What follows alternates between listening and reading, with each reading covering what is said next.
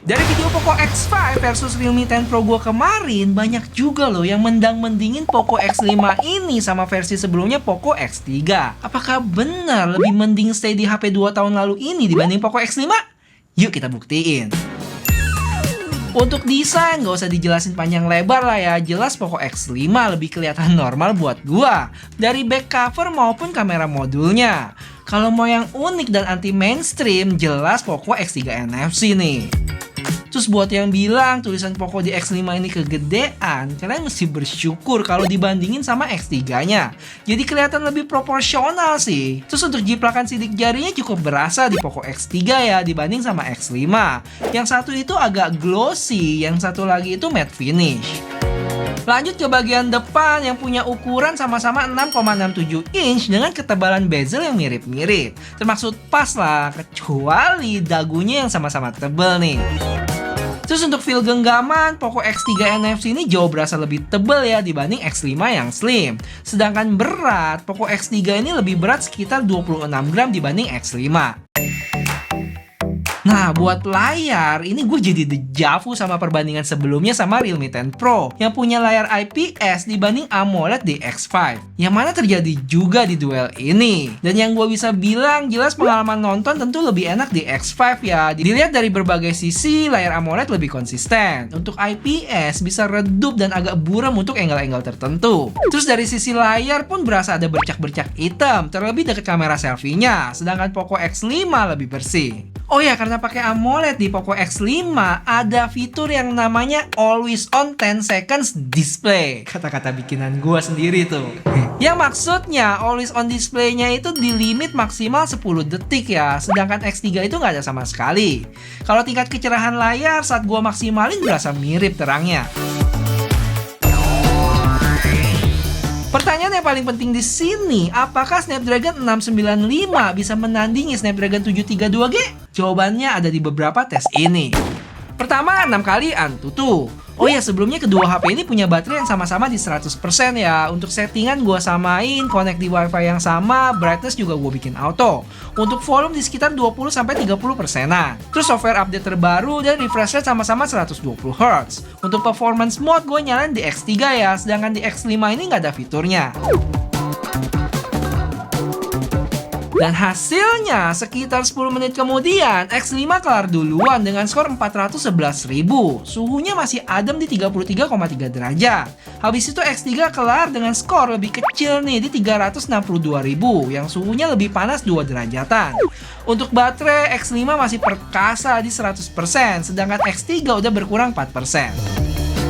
Dan buat menghemat waktu teman-teman semua, langsung aja gue sajiin hasil tes 1-6 yang kesimpulannya untuk stabilisasi performance keduanya ini sama-sama baik ya. Terjadi penurunan di bawah 1% aja. Untuk suhu rata-rata, Poco X3 lebih panas hampir 3 derajat dibanding X5. Cukup jauh ini. Terakhir untuk baterai terpaut cukup jauh ya. X3 itu habis 18% dan X5 10% aja. Kenapa bisa jauh banget, Bang? Untuk ini gue punya alasan yang cukup valid dan kalian mesti tahu nih. Tapi kita lanjutin dulu ya tes lainnya. Nanti gue jelasin di belakang. Oke, buat tes download ini gue bakal download file sekitar 1,1 GB pakai Google Drive yang gue ingetin lagi kalau kedua HP ini connect di WiFi yang sama. Dari sini kita bisa lihat kalau kecepatan rata-rata di Poco X3 itu lebih baik ya, sekitar 9-10 MB dibanding Poco X5 yang mentok di sekitar 3-4 MB. Hasilnya jelas X3 ini bisa kelar download duluan. Terus kalau diperhatiin, walaupun tinggal Poco X5 sendiri, tapi speed downloadnya masih tetap nih di sekitar 3-4 MB. Jadi buat yang bilang, Gak adil tuh bang, downloadnya sendiri-sendiri dong. jawab ya, nggak ngaruh ini. Habis itu lanjut kita ke tes rendering dengan KineMaster. Jadi ini footage 1080p sekitar 5 menitan. Yang editingnya gua kasih scaling dikit sama satu filter. Terus export mentok di HD 720p dengan bitrate mentok dan hasil output file untuk kedua HP ini sekitar 586 MB.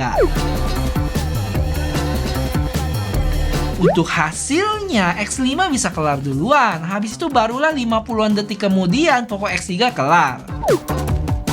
Dari sisi baterai nggak berkurang banyak, 2% di X3 dan 1% di X5. Untuk suhu, Poco X5 lebih adem 2 derajat dibanding X3. Nah, tes terakhir sebelum kita bahas kameranya nih, yaitu Wildlife Stress Test. Dan langsung aja ke hasilnya yang mirip-mirip juga sih. Sedikit lebih baik di Poco X5. Untuk base score-nya itu 1206 dibanding 1119 di Poco X3. Untuk stabilisasinya sama-sama di 99%-an. Nah, kalau suhu, lagi-lagi Poco X3 lebih tinggi 2 derajatan dan baterai terpaut 1%. Untuk gaming, kita tes Genshin Impact kayak biasa, terus pakai settingan defaultnya yang low, FPS gue naikin ke 45. Hasilnya?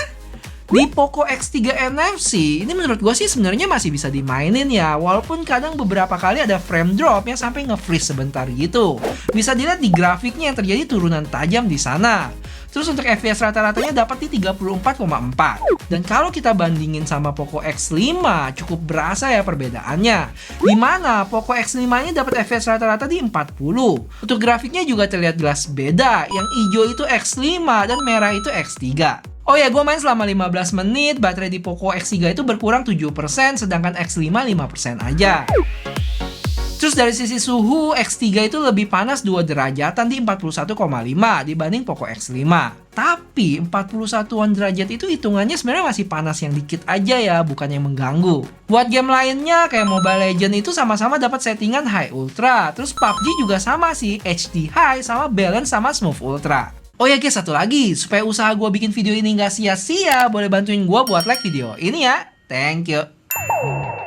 Nah, untuk kamera, kalau dilihat secara spek doang, terlihat X3 jauh lebih baik ya, dengan 64 megapiksel berbanding 48 lensa utama, 13 dibanding 8 megapiksel ultra wide, dan selfie 20 dibanding 13 megapiksel. Terus gimana kualitasnya?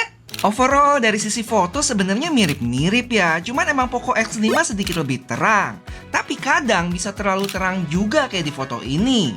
Sedangkan jarak pandang X3 lebih luas untuk kamera belakang, tapi kebalikan kalau kamera selfie. Justru X5 yang lebih luas. Sedangkan warna berasa lebih masuk di X3 sih, X5 lebih pucat dikit. Bisa dilihat dari baju dan muka gua. Lanjut ke video, kamera belakang lebih stabil di X3. Poco X5 sayangnya geter-geter. Dan kalau ini adalah resolusi 1080p 30 fps ya guys. Dan kalau dilihat untuk X5 NFC lagi. Kalau untuk X5 5G ini dia lebih zoom in ya. Sedangkan yang X3 NFC itu lebih luas, tapi sayangnya stabilisasinya kurang nih. Kayaknya emang belum dikasih stabilisasinya sih di X3. Di settingan pun nggak ada pilihannya. Terus jangan lupa di Poco X3 ini juga bisa shoot in 4K 30 fps ya, dan stabil juga. Overall plus minus sih, sesuaiin aja sama kebutuhan kalian. Cuman kalau disuruh pilih, gue lebih condong ke X3 NFC sih. Untuk spek lainnya, gue bikin gampang aja nih. Yang utama di sini ada dua, HP 4G sama 5G, dan dual stereo speaker dan mono speaker.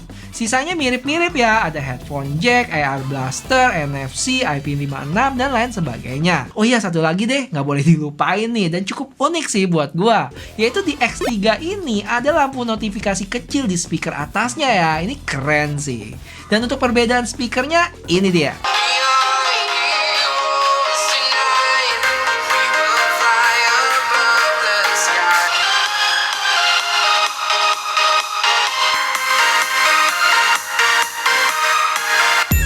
Oke, kayak biasa di kesimpulan ini gue kasih poin untuk topik-topik yang unggul sesuai sama preferensi gue. Sekali lagi ingat, menurut preferensi gue ya. Kita mulai dari desain dan feel. Nggak usah dijelasin ulang kalau poin ini gue pilih X5. Untuk layar, no debat. Perbedaan IPS dan AMOLED cukup jelas ya. Buat gue lebih enak lihat layar AMOLED dengan segala kelebihan yang udah gue sebutin sebelumnya. Lanjut untuk performance dan gaming, hampir di segala sisi Snapdragon 695 itu unggul ya. Mulai dari tes AnTuTu tadi, rendering, 3D Mark, sampai gaming Genshin Impact. Lanjut, baterai. Kita lanjutin perbincangan yang tadi nih ya.